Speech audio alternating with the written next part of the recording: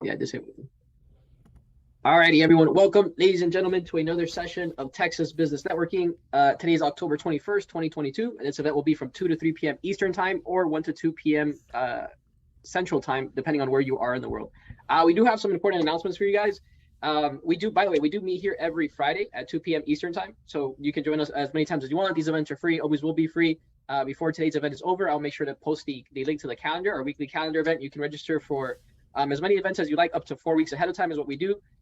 So again, these events are always free. We have, so this is the announcements we have. So starting next week, we're going to begin our networking after work series. So after 6 p.m., we're starting to host more networking events. So you can expect Monday, you know what, why don't we pull up the calendar real quick so I can show you guys instead of me just kind of trying to go based off of memory. So, all right, Kevin's joining us. Awesome. So Mondays we have New York business networking.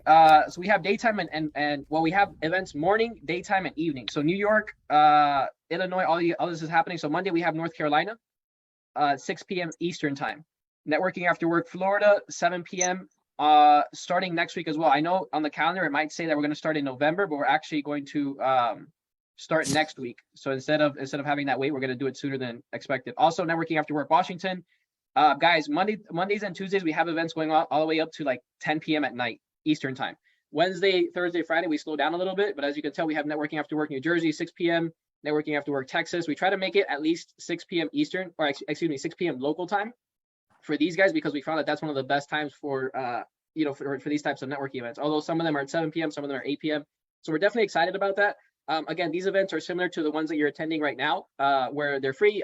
You can register for as many of them as you want. Like I said, you can register for up to 4 weeks ahead of time. We're also adding a few events. Welcome, Kevin. We're also adding a few events to our Thursday morning roster. So Thursday morning, as you can tell, 8 a.m. to 9 a.m., Jeff is going to be doing a business leadership roundtable. So this is brand new. The very first event is going to be next Thursday. So it's definitely an opportunity for you to kind of do a similar to like a mastermind with other people on the call. And then starting on Fridays, next Friday, we're going to do 9 a.m. to 10 a.m. We're going to start doing a digital marketing Q&A. So really excited about that. More events for you guys. We're starting to expand. Our marketing is improving dramatically. So we definitely expect more people joining these calls. We just kind of started developing a presence, but now we're going to hit it a lot harder and a lot of exciting things. So definitely keep tuned with us because there's a lot more things coming. So our agenda for today is very simple. As soon as we get through this, welcome little PowerPoint, welcome Ed to the call. We will do our member introductions. Then we will switch over to a team building activity, which is like a little 10-minute activity that we do. The purpose of it is to build collaboration between everyone on the call, so you can kind of get to know each other. Sometimes we do little trivia. Sometimes we do just a mastermind. It depends. By the way, if you're new to these calls, I do talk fast, so try to keep up. The next thing is we have a featured weekly presentation. It's a 10-minute spotlight for people's business. Today, we have the pleasure of hearing from Mr. Ed Zinkowitz, who's going to be talking to us about those important transitions that have to do with us getting older and how we can take care of the older people in our lives, making sure that they're taken care of, health-wise, and not putting themselves into physical harm, things like that. He'll get into more detail. So we're definitely excited to hear about that. Then we'll provide you with a weekly business training, a quick little five-minute golden nugget designed to help you with business, life, etc. And then we will wrap up with testimonials and success stories. So I believe everyone on the call kind of already has been here at least a couple times, so you're pretty much familiar with our story. So I won't get into that. What we will do is, let me show you. I don't know why this isn't the right slide, but let me see if I can pull it up on this one. So this is what I wanted to show you guys. If you're not aware, we do have a global business alliance. This is kind of how we match up compared to BNI, Master Networks, Chamber of Commerce, Rotary Club International, etc. As you can tell, we pretty much have more value for the same amount of price. We have a promotion going on until the end of the year, where for $1,497, which is our yearly membership price for 1 year, you can get access for 2 years. So it's pretty much buy one, get one free. Also, we have a promotion happening until, we're going to start January 2023. We're going to begin offering monthly payment plans. So a lot of people have been asking about that. It makes it a little bit more affordable, a little bit more flexible with the payment plans. So starting January 2023, we will do $175 a month for our basic starter package, which gives you access to everything on your screen and much more. We weren't able to fit it all, as you can tell. We had to cram stuff, but definitely worth the value, guys. And for those of you that want to get into the alliance before the beginning of the new year, we do have a prorated plan. So just reach out to me and we'll give you more details on that. You guys already know this because you've been here before. I'll post the links in the chat.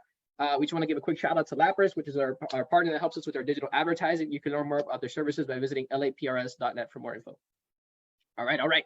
Welcome, ladies and gentlemen. So we will go ahead and jump into our member introduction. So I'm going to select people as I have them here on the list. This is in no particular order. And the first person I have is Mr. Howie Moscovich. Oh yeah, before you introduce yourself, sorry. We do have an icebreaker question of the day. So for those of you that, maybe you're new, I think everyone here has been here at least a couple times. So icebreaker question for today is, which gives you more energy? Starting big projects or finishing up all the details, and why? Which gives you more energy? Starting big projects or finishing up all the details, and why? All right, Howie, we'll go over to you. Well, I do love starting projects, but I do love finishing. I really think it's probably equal. And I hope I can keep my energy up during the middle of it, which is the real hard part of doing all the work, and getting it together. So I hope I didn't skirt the question, but that's, it's really important to be there throughout the whole process. So, and just to introduce myself, Howie Moscovich, made to order music here in Nashville, but working internationally with companies to upgrade and update their brands. Okay, thank you, Howie. And please post your contact information in the chat, guys, if you haven't done so yet, so that way other people can reach out to you after the event. And we will go over to Miss Amber. Miss Amber. I don't want to mispronounce your last name. Hi, they're doing some kind of construction in the office, so I'm sorry if you hear some loud banging in the background. I'm not totally sure what's going on. But my name is Amber. I am working with New York Life. We are a full-service financial institution. We do everything from college savings all the way up to retirement, and anything in the middle. Right now, I'm really looking to work particularly with seniors. Due to the changing economy, they're the ones that are being most drastically affected right now. So we have solutions, and I'm just hoping to reach as many of those people who need that as possible. Hey, you want to answer icebreaker question for today? You like starting things or finishing? Yes, I love getting myself into big projects, and then I never finish them. So, every time I always get a new hobby, and then it just goes away, unfortunately. Not all of us can be as talented as the great Mr. Howie. Some of us are mortals, and we have to struggle with our mortality. So thank you, Amber. We'll go over to Ed Zinkwitz. Welcome, Ed. Good afternoon. I'm Ed Zinkwitz. I'm also in Nashville, Tennessee. Howie? Awesome. Awesome. Yes. Let's do lunch. Sure. I work with retirees. I'm currently thinking about a big project. Starting or ending. I like them both. I think it's sometimes frustrating to start because you're not clear on objectives. Getting all of that stuff straight is more difficult sometimes than going and making the web page. So I tend to default to the stuff I know how to do. I follow an old principle from Robert Heinlein, a science fiction author. Do when you're faced with a large project, break it down into a large number of small parts. Start working on the ones you know how to do. And by the time you get to the ones you don't know how to do, you will either have acquired enough knowledge to do them, or they will have disappeared. So, details. Thank you. You want to introduce yourself, or you want to wait till you do your presentation? I will do that. Presentation be fine. Okay, awesome. Thank you. Yeah, the Amish have this saying, get started. I forget how it is. I'm probably butchering it, but they're like, get started before you kind of like overthink it. And he's like, before you notice it, you'll be halfway done. So it's kind of like what Ed is saying. Yeah. Procrastination, man. You gotta get rid of that thing. It will take you from the good life. All right, we will move over to Kevin Lassar. Welcome, Kevin. Good to see you again, my friend. Hey, Gabriel. Good to see you, brother. Sorry, guys. Let me get my camera working here. Okay. Oh, just turned it off. Sorry, I'm joining from my phone. Forgive me, guys. Hi, everyone. My name's Kevin Lassar. I actually know Gabriel. He invited me to join these meetings a little while back. I took a small vacation, so to speak, and excited to join this again and get talking to people about what I'm doing. I'm in cybersecurity. I recently started my own cybersecurity company. I've been working in this industry for about 10 years. The reason I have been joining Gabriel is I recently took a vacation. We sort of business vacation, I guess. I ended up hiring a couple people into the staff, and we're servicing currently right now a large amount of community banks in the DMV area. And I'm just trying to talk to people and expand my market outreach here. We want to do more than just financial services and help other companies with their cybersecurity offerings. In terms of this question for today, I think I'm a bit of both. As a guy who wants to start his own business, starting new projects is kind of part of that. You have to be a dreamer, and starting new projects brings new opportunities. And there's a lot of fun in that. There's a lot of enjoyment in that. But coming from an engineering background, the devil is always in the details, right? And so I like to dive into that, and I like to, get granular and find out exactly, kind of where the problems lie. And that's something that's really akin to engineering, something I really enjoy. Awesome. Thank you, Kevin. Glad to have you on the call, man. Thanks, brother. We'll move over to Melinda.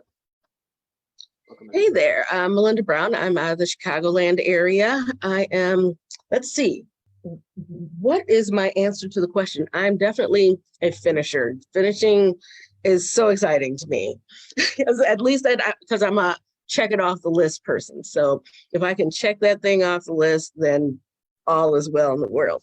I am in travel, so I help people not only travel anywhere, to do anything around the world, but I also teach people the tips and tricks of the industry so that they can travel better for less themselves. There's also the ability to add a travel component to whatever it is that you do. I love working with people in the financial services industry, actually, Amber, so we're gonna have to get together because what is it that you're helping your clients to be able to do? Retire and afford all the things that they wanna do in retirement, right? And what do they wanna do in retirement? Travel. So I would love to work with you and to be able to help service your clients. That's what I do. Thank you so much, Melinda. Definitely. And a little bonus tip, I guess, for you guys, based off of today's question about, do you like starting things or do you like to finish things? Personally, I like to start things. Like I love that rush of really starting a new project and going through things. I also enjoy the process of finishing it as well, because I believe it's rewarding. And when you hit those milestones, it's definitely, you feel like you accomplished something. But here's like the bonus tip, right? So based off of psychology, people that easily start new things tend to have a lot of high action energy. So these are kind of like people that, they kind of take action before they think, generally speaking, right? Obviously there's exceptions, but generally that's kind of like their disposition. Like that's kind of like their personality. They're more active, and they're more like the action type person where they're like more, let's go, instead of like, let's kind of think about it. The person that's more detailed and that tends to kind of think things through and finish it, they tend to be a little bit more practical. And so you need both. I think both of them are important when it comes to, building wealth, especially, the practical part, right? Because every wealthy person I've met, they have the ability to think through things, right? And when it comes to money, Warren Buffett talks about it. He says one of the most important qualities is having emotional stability, right? So, and that's kind of where that practical thing comes in, where you're just like kind of able to look at things objectively. Doesn't mean that you don't have emotion. Doesn't mean that, you lack empathy or anything, but you're just able to objectively make decisions and not always allow your emotions to influence you. I think the Greeks used to talk about that, where, the emotions, it's like, could be a little bit chaotic, right? It's like there's turmoil and stuff. So a little bit of background based off of today's stuff, today's little icebreaker question. I wasn't expecting to talk about that, but here's so moving on, we'll go over to, by the way, if you guys haven't posted your contact info, please go ahead and do so. I will bring up today's team building activity, which is, what is your personal brand? Okay, so we'll go around the room again, and just if you guys could just kind of chime in on, what is your personal brand? What does that look like? If you guys aren't aware, personal branding is something that really exists in today's market, and you're a brand whether or not you realize it, right? Essentially, one of the best things that I could tell you, working in this field and stuff, close to a decade now, is essentially your brand is your reputation, right? It's what people talk about you when you're not in the room, and it's what you're known for. So what is that personal brand? What is that reputation that you guys are building for yourself? What do you think that looks like from your point of view? Whoever wants to just chime in, feel free to jump in. Well, I mean, in 3 words, if you synopsize what I do, I move people and make them move. You move people and make them move. Yeah. Yeah. So I mean, I can write things that make people cry, but I also make people dance. But I mean, in the lightest sense, but that's what I do. That really puts that all into perspective in just those 4 or 5 words or whatever. yeah, that's the ability to influence people, right? Is a talent. Some people are natural, right? Other people have to develop it. But I think we all have to develop it at some point, right? If you really Sure. want to get like exceptional. Anyone else? What is your personal brand? Is it a tough question? Is this hard to answer? Really? Well, for me, one of the things that is so important to me is being a person of integrity. For me, I am all about helping a person save if they're traveling, if I'm going to be booking their travel. I'm the first one to tell you if I find something where we're not the cheapest, I'm going to tell you. I'm not out for the sale for the sake of the sale.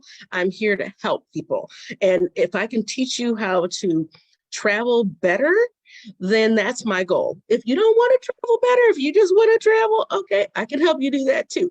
But either way, I'm a person of integrity. And when you work with me, then you're not going to be cheated. And I will do everything that I can to help you to utilize the travel industry to achieve whatever goals that there are that you have. So that's what I like to see about myself and think about myself.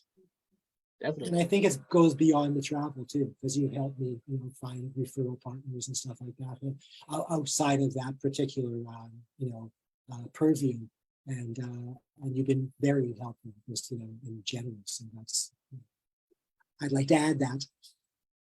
Of course, yeah. Well, thank you, Howie. Cool. Who's next? What is your personal brand, guys? We all have one in today's market. I think Melinda and I are very much on the same page about how we have to do what's best for our clients 100% of the time. And if it's not us, it's not us. Most of the time it is us, but it's not always. And we're very education first. We believe that if we give you the information, you're going to make that right decision for yourself, and you don't need us to sell you things because you already know what you need. We're just here to guide you. That's right. You got something, Kevin? Sure, I can go. So for my particular company, we try to have full 100% operational transparency.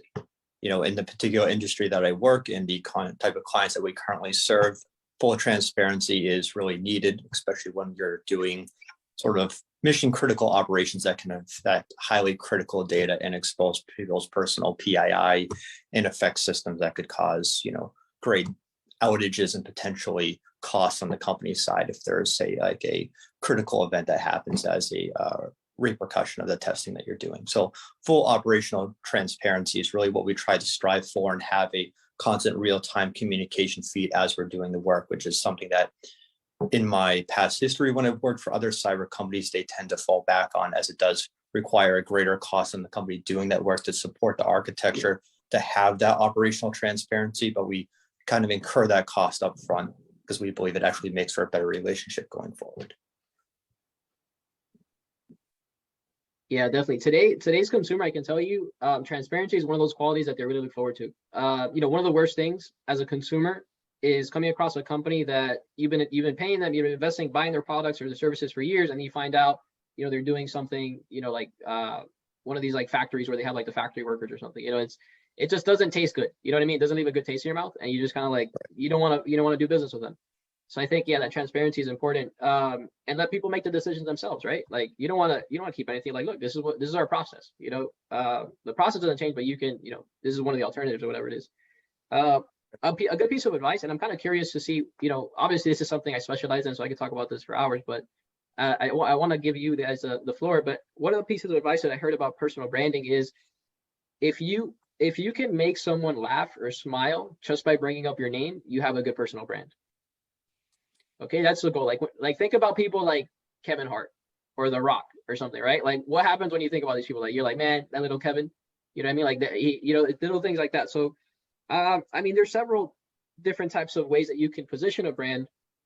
You can inspire confidence, where you empower people. You can make people laugh, but essentially you want to have some type of emotion that is uplifting, right? Where when people think about you, they have a positive impression. And this really forms one of the things that we've identified at my company Lapras is that, these impressions, they come in different formats, right? Like people, like especially today's consumers are able to get it, like interact with your business in a multitude of ways. Like they could find you, the first impression could be from a Facebook post, you know what I mean? Or it could be a Twitter post, or it could just be, someone tagged you in a photo on Instagram or something, right? It doesn't necessarily have to be like whatever it is that you're promoting. It could be some third party or something like that.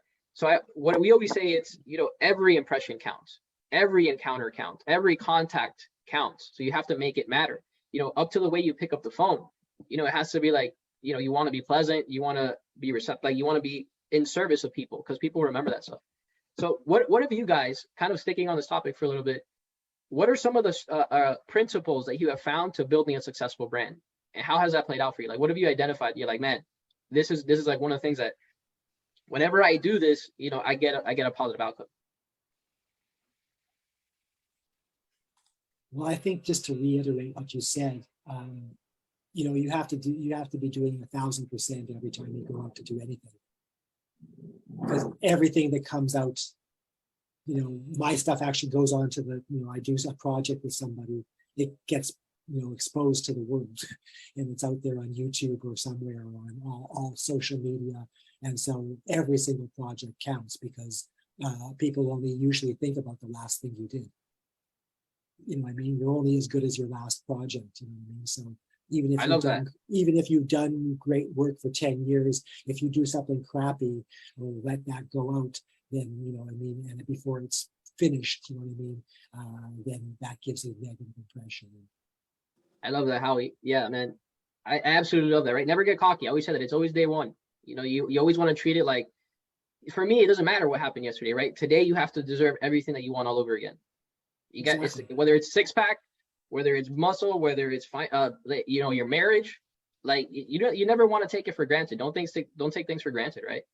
Like, be grateful, man, and really demonstrate that gratitude. Welcome, Vittorio. Hello. Would you like to introduce yourself? We're just doing a quick mastermind on personal branding. You want to go ahead and give your little 60-second elevator pitch? We also have an icebreaker question of the day. If you'd like to answer it, I'll post it in the chat. Yeah, hi everybody. I'm Victoria. I work with Northwest Mutual, so help people planning for retirement, college plan, and we also do investments and insurance. Sorry. Awesome. Glad to have you on the call. Here's the the discussion we're having right now. Essentially, what is your personal brand, Victoria? Do you have everyone has a brand, whether or not they realize it, but some people obviously do a better job at developing it than others people. But what about you? What does that personal brand look like for yourself? And also, kind of, what principles have you discovered is really fundamental for building that brand? It's a tough question, I know. Just putting you on the spot, no pressure. Yes, I don't know what to answer. Okay, yeah, we'll come back to you. So yeah, anyone else want to talk about like kind of principles that you found to help you, that you found like really fundamental or essential to building that brand? I found that being able to develop friendships with the people you're going to be doing long-lasting work for is really critical. So, when I started out doing this, it was more of, I would go into a meeting and try to give this really overly corny sales speech, and people would, excuse my language, they pretty much can smell bullshit from a mile away, right? You're not fooling anyone. So I would go in and kind of have some awfully written thing. It was very salesy, and they're just kind of waiting for me to stop talking. And I ended up talking to a mentor of mine. He was my neighbor for a few years, and he was a CTO, a Chief Information Technology Officer of a pretty large company. And he said, you got to stop doing that. Just go out and be more friendly. And so what we ended up doing is just going out for lunch, talking to people, grabbing a beer. And it was just more of like a hangout. And those friendships naturally develop into business relationships. It's people want to help each other, but no one wants to be just sold something. And I think everyone on this call knows that and has experienced that. But for me, it kind of was a bit of a realization to say, okay, let's just have fun with this. Business doesn't need to be so transactional all the time. And so having that friendship with someone, having that, fun relationship, to mix in with the whole business kind of mentality, I think is really important. And that's something that I learned, and I think is extremely valuable to take into every relationship you do. There are usually about 3 people who can do the job the same thing as you can. And most people I find want to work with the people they like. Right. You know what I mean? So they choose to work with somebody who they not only think are going to get the job done, but they can also stand being around. You know what I mean? And very few times, there are a few times when I've had to, work with people who were divas or whatever, and they were the perfect person and the perfect voice or whatever, but not my favorite person to work with. But generally, people try and find people who are like-minded and they enjoy being around. Yeah, especially Nashville does that a lot, where they just go, well, he was a one. They make this, comment about well, he could write a song, but he was last or whatever. I mean, that's their trip, and so we never worked with him again. He lost his position at Warner Brothers because of that, because no one could get it. It was insufferable. So, yeah. Right. Absolutely. Yeah, you're dealing with people, guys. At the end of the day, it's just you're dealing with people. So whatever, I forgot which poet said it. He said it a lot more fancy than I'll probably say it, but essentially it's like whatever you think is a reality for you, it's the same reality for someone else. You know what I mean? Like it comes down to empathy and stuff. But at the end of the day, it's all people. And humans buy emotionally, but they make sense of their purchasing decisions using logic. So that's what Howie's talking about, right? It's definitely emotional, right? You're dealing with people. Yeah, Ed, sorry. I didn't want to cut you off. You got something to add, Eddie? Yeah, I think the people need to believe that you are interested in them before they want to listen to what you have to say. That you have some kind of connection with them, that you do and are interested in who they are and what they mean before they're interested in you. This is a really important point, and Kevin's point is also really important. I'm glad that you guys brought this up, but Ed is making also a very important point. Say it again, Ed, in case people forgot it. Repeat what you said. People are going to listen to you only after they feel you're interested in them. How can you help how can you make a sale if you don't know what the person is going through? You know what I mean? Businesses exist because they help people solve problems. That's what businesses aren't about, products and services and all this stuff. Businesses are about results. And until you really understand what someone is going through in their life or in their business or whatever it is, how can you provide or recommend a solution for them until you really listen to them? And I think this is one of the main reasons why salespeople aren't really successful. It's because they're just trying to push people's product down their throat instead of listening to them and being like, okay, so what you really need isn't my most expensive product. What you just need is, probably to go on Google for a few minutes and look this thing up, right? Like, but a lot of people aren't willing to do that. And it talks about what Melinda talks about. It goes back to what Amber talks about. It's integrity, right? Because a lot of people are just kind of looking out for themselves. But it doesn't matter, right? Doing the right thing is always the right thing. Doesn't matter if you're in a crowd of 1 or in a crowd of 1 million, right? The truth is always the truth. Doesn't matter, where it is in the world. So good conversation, guys. I really liked it. I enjoyed it, if you can't tell. But we will go on to our next segment, which is our 10-minute spotlight. So today we have Mr. Ed Zinkowitz, as I mentioned earlier, who's going to be doing a presentation for us. I'll let him talk about it. So go ahead, Ed. You didn't present yourself either. So if you'd like to do that, take it away, my friend. The floor is yours. Thank you very much. My name is Ed Zinkowitz. As I said, I'm from Nashville, Tennessee. Not to be blunt about it, but do you know where your parents are? Most of the time, we assume our retired parents or friends are off having a great time. And for most of their retirement, that's true. However, having a good time isn't the only thing in store for them. There are other challenges ahead. I call this period of high activity the go-go period. We hear a lot about go-go because, as someone already mentioned, we can book the cruise. We can go get in the RV and travel to the next destination. We can do this and that and the other thing. And an awful lot of advertising and commercial space is spent on the go-go period. What follows is what I call the slow-go period. where things are start winding down. You can't go as far or as fast or for as long as you once were able to. After that, we have the no-go period. It's the last period on the list. During this period, people very likely need some kind of assistance to live where they do and may not be able to get out and about any longer. What's going to happen?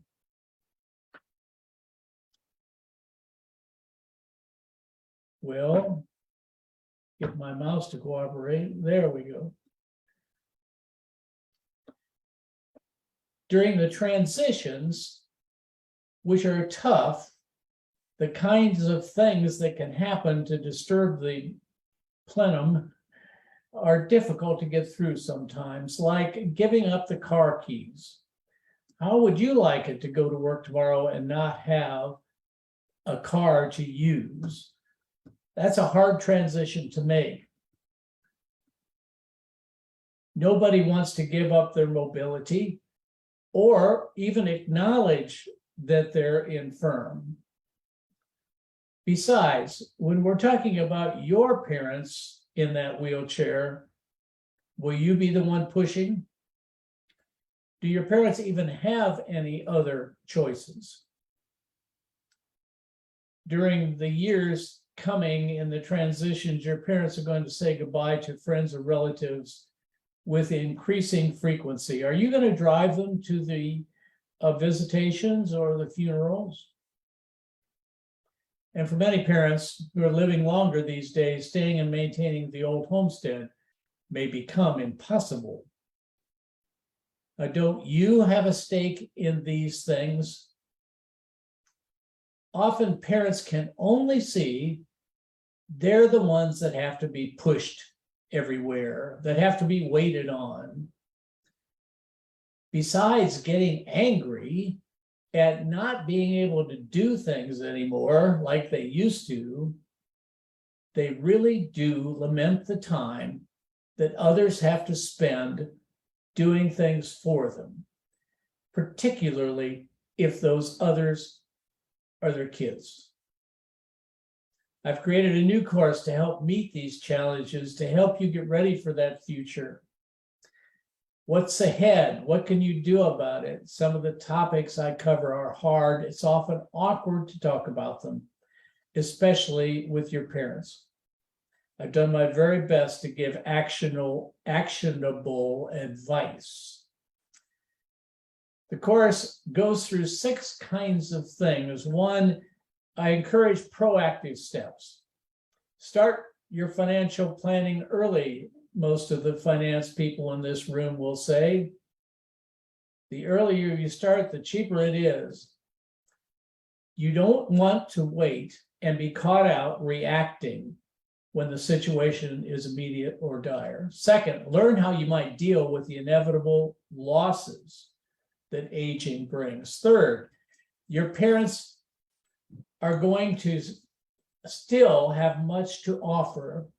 You can help them with steps to build their legacy, to share their legacy. Fourth, change and aging generate fear. Switching perspective is an excellent tool for overcoming this apprehension. Fifth, we'll talk about providing direct care for your parents. My name is Ed Zinkowitz.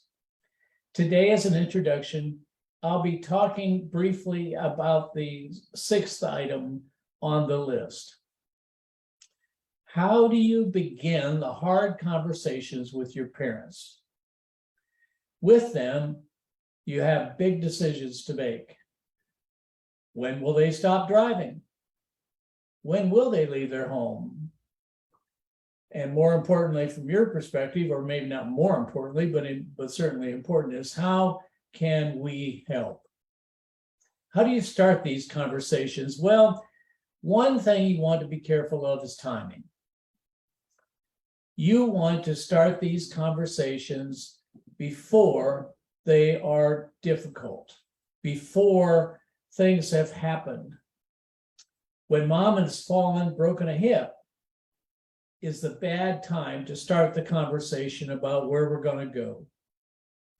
It's easier to talk to dad about not driving when he is still a competent driver and safe driver. I'll leave you with one story to illustrate this point. I talked to a police chief of a small town. A friend of his invited him in to take her husband's car keys. Now, the husband and he were both on the same golf team. This was a huge transition for husband, huge transition for a police chief who is going to have, a friend having this difficulty. When he took the car keys, he said, the wife and I stood there holding on to each other, crying, while he ranted at us. I would not call that a smooth transition. I would not call that looking ahead. That's the kind of thing you want to avoid. That's the kind of thing this course can help you do. When you're with this course, you'll walk away with strategies, things to do, a more hopeful perspective, a list of people you can help on the journey ahead, and a whole shopping cart of items you and your parents can talk about and need to talk about. What adventures do you and your parents want to undertake today? Aging can be a new opportunity to become engaged with life again, to find purpose, become joyful. Please join me for this course. Registration is limited. Act now. Put your name and email in the chat, and I'll send you a handout summary of this topic. I'll also keep you posted when this course is offered and when webinars that I offer are offered.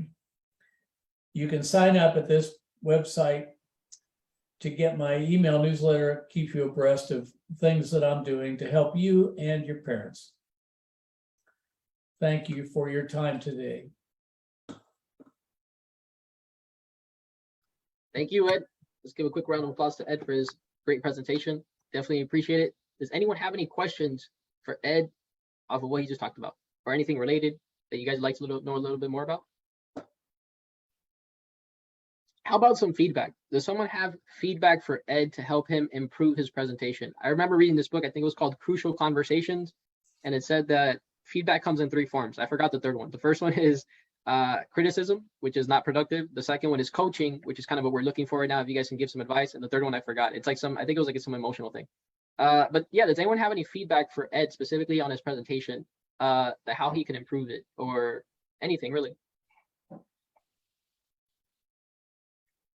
Hi, Ed. I liked your presentation. I thought it was very detailed.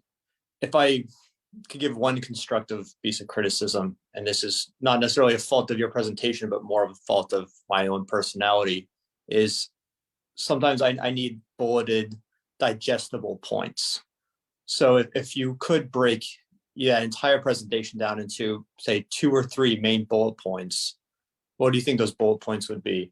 And again, this isn't a criticism of your presentation necessarily. It's more of, how I as a person ingest information.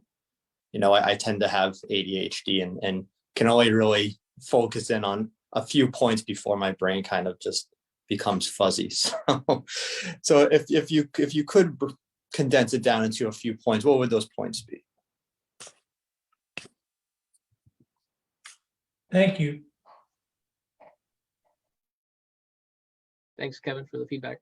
Yeah, for maybe this little presentation tip for you guys. I was like, if you study the education industry, you'll find that they have this model called the VARK model, V-A-R-K. Are you guys familiar with that? The VARK model? So V-A-R-K, I'll put it in the chat. You could look this up. It's literally one of the main ways that they instruct students in education systems globally. But essentially what VARK stands for is visual, auditory, reading, and kinesthetic. Okay, so it's like an acronym. And these are like the 4 modalities in which people learn the most. There's one, the reason I don't really talk about this that much during these things is because there's one method that I found that is much better, which is social learning. If we go back to the relationships and stuff, as human beings, we learn best by being around other people. Kind of like how that old saying goes, when you're around a mentor or the 5 people you spend the most time with, they rub off on you. It's because as human beings, we examine and then we copy, subconsciously, not always, but subconsciously, we do a lot of these things. Like we mimic the people that are around very often, which is why it's so important to guard your social circle with the right people. But the VARC model. So again, I mean, example of this to give you something more concrete is like when like a mother cow was with her baby calf, like the mother cow doesn't pull out like a PowerPoint presentation and show her like, these are the types of grass, and then we eat, A, B, and C, and we don't eat D and E. Like she just she demonstrates through her actions, right? This is kind of what we do, and it's one of the best ways to learn. Again, but there is that VARC model, which is important. I think Amber had something for Ed. Were you gonna give feedback or no? No. Oh, I was gonna say that I think this is the 3rd time I've seen your presentation so far, and this has by far been the smoothest one. Like I've seen your improvement, so I just wanted to throw that out there. Awesome. Yeah, I would also say for everyone in the room, whenever you're doing a presentation, one of the ways that you can ace it, like make sure you're really doing a good job and bringing value, is researching the audience ahead of time. Look at who's going to be there and stuff. That way you can kind of tailor it specifically to that audience. And I also remember this guy that talked about how he's like this PhD, right? And he was like, man, I go to all these like presentations with like all these like really intelligent people, and he's like, I like in the middle of the thing, he's like, I'm falling asleep. He's like, because there's so much detail, and it's like, it's like the guy's like so monotone, he just talks like this. He's like, so what I do is like, I make it short. He's like, I go over there, and he's like, I have no more than I think 5 slides is what he says. And he's like, kind of exactly what Kevin said. He's like, every slide is 1 point, and I just stick to that. Like for example, point 1 is the major point or the major takeaway, and you just continue on. So that's what I would say. But good job, Ed. What's the best way people can get in touch with you if they want to learn more? You can go to my website, Retirement Kickstart, sign up for my newsletter. You can also find my email address and phone there, as well as in the chat. There's a Calendly link. Connect. We'll get together. I talked to Amber and Victoria this last week, and I find it very helpful. Well, hopefully going to be able to do some things together to help their clients move the stick a little in terms of good planning for the future. So hooray, that's a victory for me. Absolutely. Keep it up, Ed. All right, good job, guys. By the way, I also posted the link for Ohio Business Networking. It's going to start today at 4 p.m. Eastern time. If you guys would like to join that, the link is in the chat if you guys want to do that. All right, moving on, we will go to our weekly business training. So I got a quick little golden nugget for you guys. Today's weekly business training is balance the polarities. Do you guys know what this means? You guys know what polarities are? No? Okay, so you know what it is, Howie? The outsides. That I'm sure it probably is that, but probably. All right, so we're talking about a different context. So yeah, that's the thing with words, right? Words are tricky because they can mean multiple things. So over 6,000 years ago, a gentleman by the name of Aristotle once said, he said, to be angry with someone is easy, but to be angry with someone, he said, to be angry with the right person at the right time for the right reason to the right extent, he said that is not within everyone's power. So essentially what he was talking about is balance, right? And if you study Aristotle's philosophy, what's the opposite of hot? Cold, right? What's the opposite of tall? Short, right? So if you look at things as human beings, one of the ways that we are able to learn things is by looking at the opposite of what it isn't, right? Like we know we can identify what a horse is because we know what it's not. You know what I mean? Like if you look at, let's say, a snapper turtle, and you look at a horse, 2 completely different things, right? So that's how we're kind of able to determine. Today's advice specifically around balance of polarities is that a lot of people, many people, go through life stuck with what I call, like the 500-year-old mind is one way I've heard referred to it. You can call it the black and white perspective is another way of looking at it. There's a lot of different words that people use for it, but essentially it's looking at things through a black and white lens, like being very extremist in a sense. Charlie Munger, who is a business partner of Warren Buffett, this guy has over a $60 billion net worth. Okay, what he says is avoid extreme ideologies.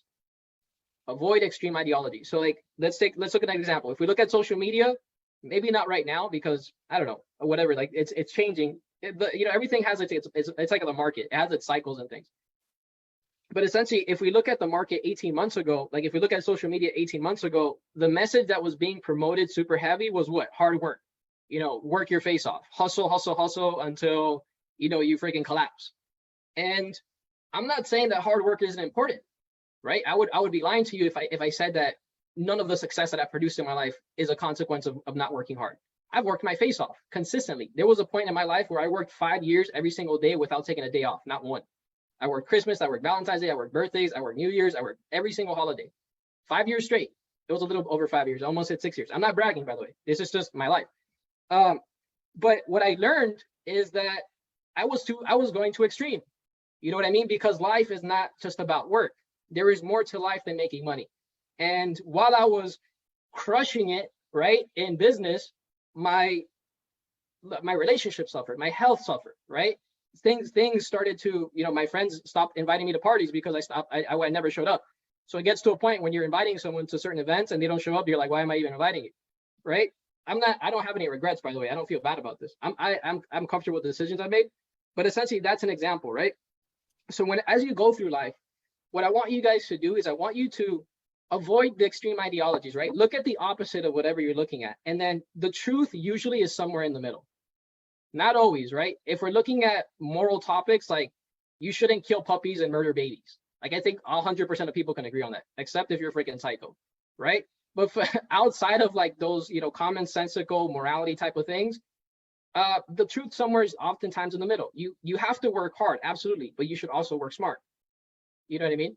Like you should go to the gym consistently and work out and build your muscle, but you should also rest, right? You should eat very healthy. You should eat salads, drink water, and everything. But occasionally, even bodybuilders have that cheat day, right? Because it's good for you. Because what happens is if you look at biology, and I'll wrap up with this, like the immune system of people, if you do not expose your body to certain threats, what happens is that when that flu or that disease or whatever it is infiltrates your body at some point, if it does, it's going to be a lot more harmful than if you had some like prior little miniature kind of exposure to it. And essentially that's the source of flus. Like that's how we got flus. We ended up killing bacteria and stuff like that. Today, I don't know. There's obviously big pharma got involved in it and there's money involved, but for the most part, you guys get what I'm saying. So it's, balance those polarities. Don't be too intense. It's probably a little bit of both. You know what I mean? Like when it comes to your relationships, one of the things my mentor told me, he says, live a 50-50 life. Live 50% for other people, but live also 50% for yourself. You know what I mean? Like as human beings, if we don't have like rewards or goals or things that we like achieve throughout our journey, then it becomes boring. Like if we're only doing things for other people. Now, some people maybe they're 70% other people and 30% themselves. Maybe they're a little bit more generous. That's okay. I mean, if that's your ratio. But again, you have to find that balance. Sometimes it's not always equal for many things. So does that make sense? Anyone have any thoughts on that? You guys good information? All right, cool. All right, so we'll go ahead. We're in the last 10 minutes of today's meeting. So we just want to go around the room, and if anyone had any testimonials or success stories, specifically from this group, if you guys are closing deals, like if you're generating sales, fantastic. We definitely love to hear about it. If you're scheduling one-on-one meetings, if you're generating referrals, gaining more referral partners, we definitely love to know about that. So does anyone have any testimonials or success stories? I'm on a podcast that's coming out today for Mitch Beinhack, the accidental entrepreneur, and I actually did the theme song for him as well. So I'll be posting that soon. I haven't gone to the site to see it up today, but it's coming out today. So I'm pretty happy. It's today? It's today is when he's actually releasing it. So what time? I don't know. Howie, I don't have the link yet. Put the link to your radio thing. The thing that you keep inviting me to, and I say that I'm going to listen to it, but I never do because I'm always busy. Put the link so that people can listen to it, and I'm going to listen to it today. The thing that you do with your radio. Sure. It's on every Wednesday and Sunday at 8 a.m. and 8 p.m. Central. Awesome. And it's thank you. I want to check that out. Yeah. All right. Appreciate you. All right. Anyone else? Testimonials or success stories? If you guys don't have referrals that you're generating from this group, you guys got some work to do. All right. Because you got a lot of people here. There's this young lady in the group. Her name is Julia Libreros. Have you guys met her yet? Julia? She's with Telic International. this young lady is crushing it. Like she got into this networking thing and she's generating referral after referral after referral and one-on-one, and she's absolutely doing good. So I usually, when she's on the call, I use her as an example. But guys, how many of you guys are following up after networking events? You guys follow up? Yeah. Okay. So you guys have your calendar links. You're posting your contact info in the chat. You're making yourself available. You're looking at the other person to seeing what they need. And just keep doing it. If you guys are doing that, rinse and repeat over and over again, and then it's a process. One of the things I've learned with these one-on-ones is, if you really make it about the other person, you'll find the opportunity for synergy. Hopefully they reciprocate. But if they don't, I mean, I've never met a person that I agree with 100% of the things they say. And if occasionally you run into someone that's not a good fit, it's okay. Don't feel guilty. Just move on. And what is it? Bygones be bygones. I don't even know what that means, but I kind of like it. So, all right. Thank you, Howie. So that's the link for Howie's. That's exactly what it is. Electrolandradio.net. So 8 a.m. and 8 p.m. every Wednesday and Sunday. Music around the world. If you guys want to tune into Howie, producing. Yeah, it's nothing that I do for companies. I'm a pop guy here, but I'm working with people. It's all other languages, people from Africa, from Brazil, from wherever, Colombia this month, a band called Cimarron that's doing, they don't play guitars, they play little different instruments that are not that. So it's all world beat music, and I host the show, and there's some very interesting interviews. And the one that's coming up for November was a band that does kind of classic rock from the Ukraine. And I ask this question every time, is like, what's it like, where do you live, and what's it like making music there? And the last question is, what is your musical plans for the future?